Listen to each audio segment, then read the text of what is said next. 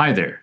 Today, I'll show you how to access APA PsycExtra, APA's grade literature database.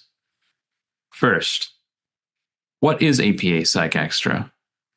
APA PsycExtra is a unique database devoted to compiling and structuring difficult-to-find scholarly content that is published outside of peer-reviewed sources.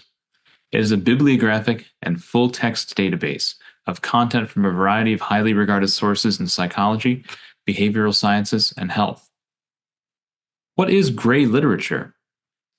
Gray literature is generally material for professional or lay audiences that is often difficult to find because it is disseminated outside the traditional peer-reviewed journal or scholarly book.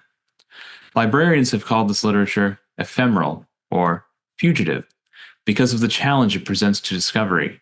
It often appears only fleetingly.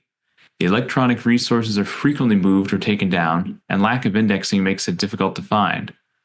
APA PsycExtra currently includes conference materials, reports, standards, journals, magazines, and newsletters, brochures and fact sheets, speeches, interviews and oral histories, and more.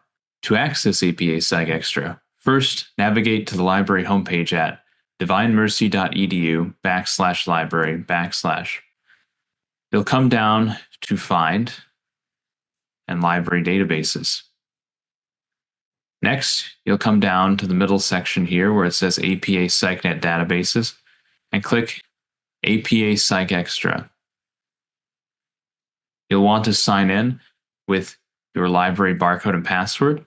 For help logging in, please visit our video tutorial, How to Log into the Library, linked in the card above.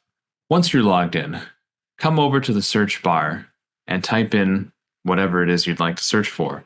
For purposes of this video, we will use faith development, or faith-based organizations might be interesting. Let's see how that does for a search. Over on the left-hand side, you can filter by year, index terms, author affiliation, etc. To access your article, you'll click the blue PDF link. To download your material, you'll click the bottom.